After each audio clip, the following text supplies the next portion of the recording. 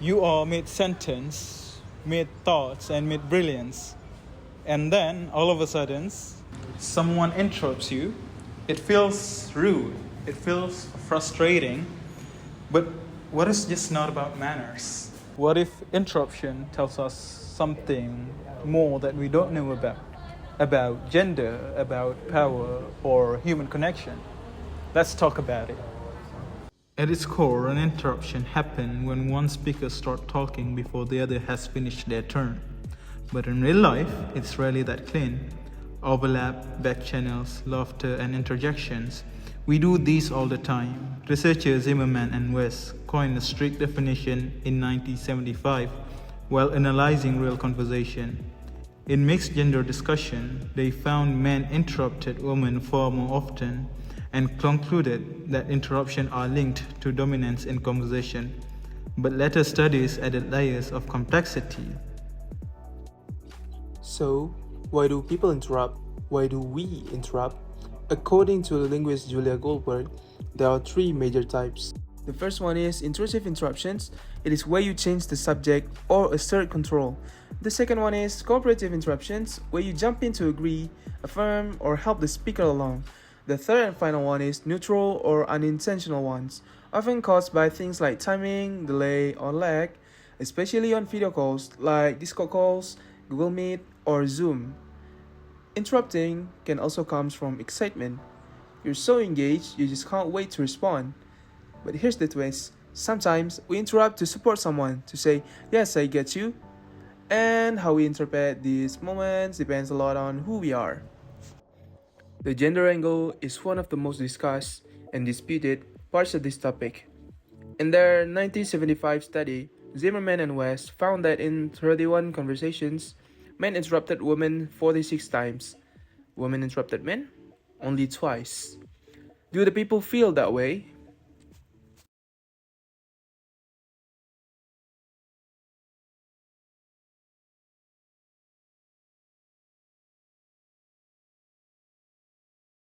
Nah, menurut saya pribadi, yang paling sering menginstruksi itu perempuan ya. Kalau laki-laki itu lebih cenderung mendengarkan, pada akhirnya baru berkomentar. Tapi kalau perempuan, kebanyakan yang kita jumpai di tengah langsung interupsi. Kalau menurut saya sih, cewek. I think woman. I've noticed that women tend to interrupt more than men, yeah, in certain situations. For me, based on my experience, when I think that someone who I talk to has the opposite opinion of mine, I will interrupt them consciously as fast as I can. So yeah, but everyone is different, right? Yeah, I think it's woman. Men often interrupt more than women because they tend to be more dominant in the conversations, right? So the dominance that they have can let them jump into the conversations or the group discussions without waiting for their turn. So I think men is often interrupt more than women. I think woman because based on my experience. Now, based on my experience, women interrupt more in a conversation than men because they tend to be more engaged and enthusiastic in a discussion, because basically we as women, there are a lot of things we want to say. Thus, this excitement often leads to interruption as a way to show either agreement or excitement in a discussion. Saya rasa untuk kebanyakan itu di zaman sekarang adalah laki-laki. Okay, for me, men more interrupt during conversation because they always want to lead the talk and show they are always right. Okay, I think it's woman. Because why? Because woman is perception always true. Karena wanita selalu benar. Okay. It sparked a whole conversation about how gender plays out in communication. But later, researchers like James and Clark, 1993, pushed back. They said the picture is more complicated. In the same gender conversations, women interrupted just as much or sometimes more. In fact, who interrupts whom depends on social context, power dynamics, status within the group, and not just biological sex.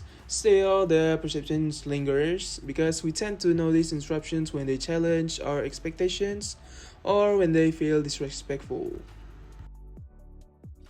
is interruption always a bad thing? It depends. In some cultures and communities, interrupting or even talking over each other is a sign of high involvement. Deborah Tennant, a linguist who studied workplace conversation, found that New Yorkers often overlap in speech as a way of showing excitement and connection. In other settings like classroom, boardroom, or debates, interruptions are often seen as power plays. So, the key question is, did your interruption help the conversation or derail it? Intent, timing, tone, and relationship all shape whatever an interruption is perceived as rude or as a spark. And here's the modern twist. We interrupt more now, often without meaning to. Thanks to lag on Zoom, delay in group chats, and overlapping microphones, conversational timing has gotten weird. Sometimes interruptions are just technological accidents, and sometimes they're what keep a video call from becoming radio silence. So, are interruptions bad? Sometimes, but not always.